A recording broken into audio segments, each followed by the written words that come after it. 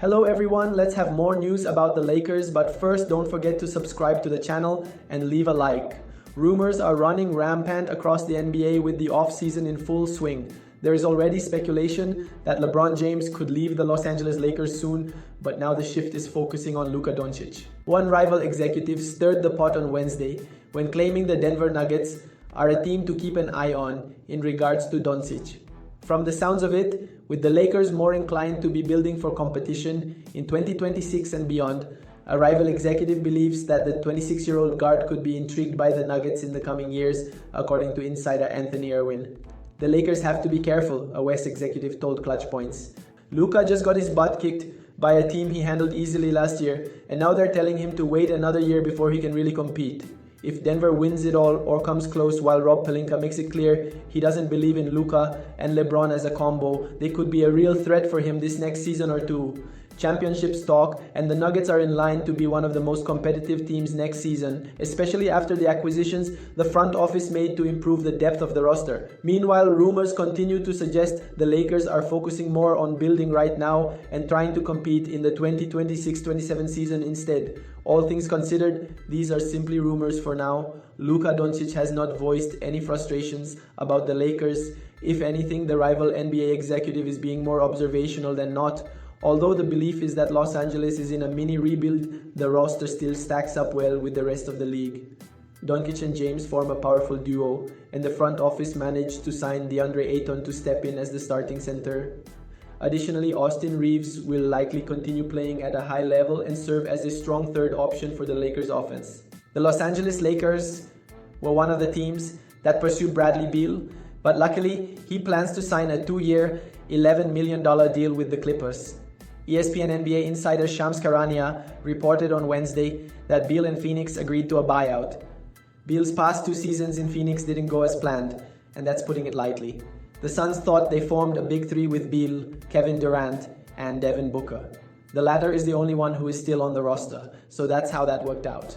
Phoenix tried to trade Beal, but his no-trade clause proved to be too much for the Suns to overcome. His contract did him no favors either. Phoenix felt its best option was to agree to a buyout, with Charania reporting that it's likely the Suns will waive and stretch the remainder of his contract. Although some Lakers fans might be disappointed that Beal chose the other LA team, the fact that they didn't have as much money to offer him as the Clippers worked in the Lakers' favor. Beal is injury-prone and isn't a good defender. The Lakers need a 3-and-D wing, not someone like Beal. Beal, who is 32, will team up with James Harden, who will be 36 next month, and Kawhi Leonard, who is 34. It doesn't matter how good Kawhi can be when he's healthy. The Clippers are headed toward another first-round exit at best. They might not even make it that far. Taking a swing on Beal won't set the Clippers back drastically. He can still score, as he averaged 17 points per game this season. Beal isn't as bad as most people made him out to be over the past couple of years, which was because of his overpaid contract. Now that he is free from playing under that pressure, maybe Beal will have a positive career arc in LA. Chances are he would have been a headache for the Lakers, giving them yet another player who likes to have the ball in his hands and is a negative on the defensive end. He wouldn't have made much of a difference in the grand scheme of things. Beal signing with the Clippers benefits the Lakers in more ways than one. His time in LA could be a flop, and Phoenix most likely committing to waiving and stretching the rest of his contract will put the Suns in a hole in the future. What could be better than 2 conference rivals receiving the short end of the stick? For those interested in NBA gossip and rumors, Las Vegas Summer League has become a borderline Disney World experience. Executives, scouts, agents, and reporters gather to swap any little bit of intel they have to help piece together a mosaic of however the rest of the summer might play out.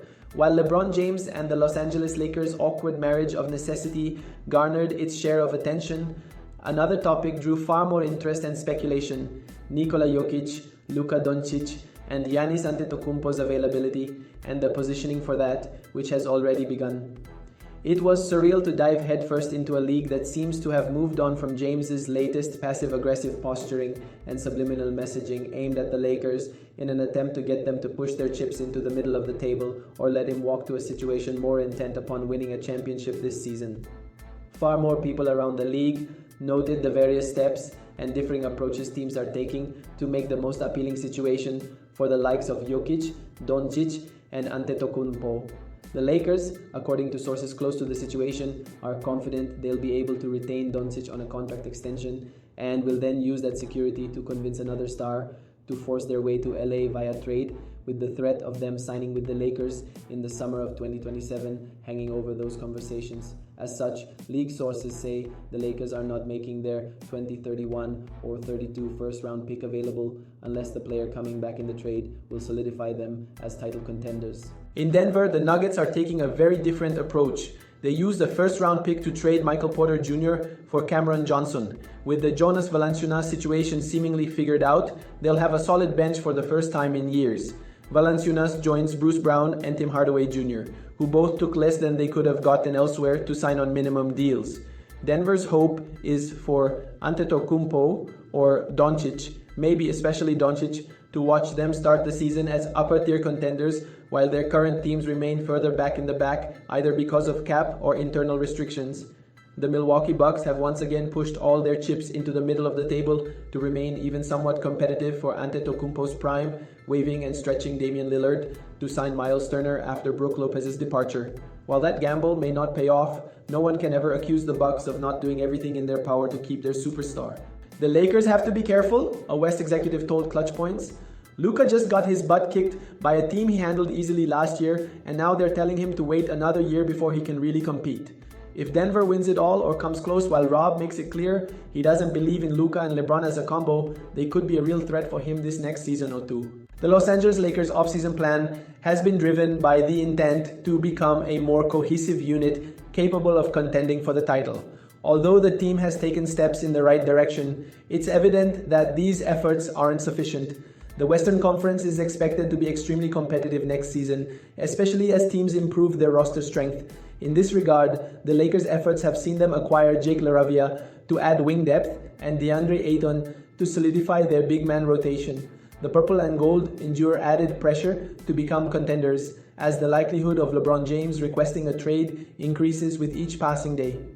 To improve their chances of retaining their superstar, the front office must act quickly to acquire another to solidify their lineup.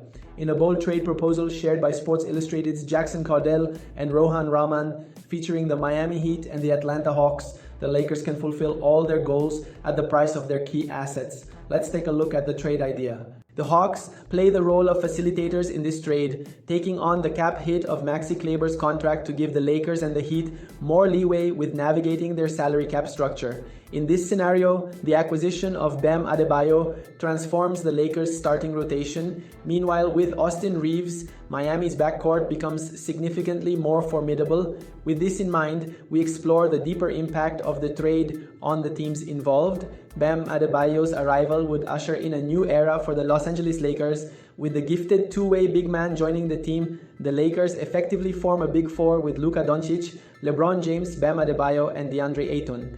The frontcourt pairing of James Adebayo and Ayton has a lot of merit. Despite being slightly undersized for a traditional center, Adebayo remains a dominant defensive presence.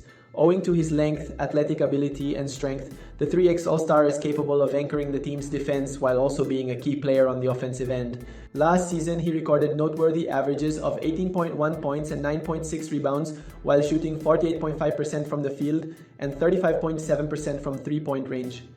His ability to stretch the floor and operate from the mid-range made him a viable offensive threat. When paired with Ayton, the two big men would make for a formidable rebounding duo. Meanwhile, his athleticism would also make him a capable lob threat alongside Doncic, who is known to reward his centers. Adebayo's addition also gives a lot of flexibility to the team with regard to how they play James. At 40 years old, the Lakers would do well to limit the minutes played by their superstar to conserve him for the postseason. With the 27-year-old already shouldering a bigger role on defense, the Lakers could also look at James being given more time to rest during games. Adebayo also signed a 3-year, $138,184 deal, which will come into effect in the summer of 2026. Considering that James will be a free agent by then, the Lakers would benefit from trading for him now, as he becomes a part of the team's long-term plans involving Doncic.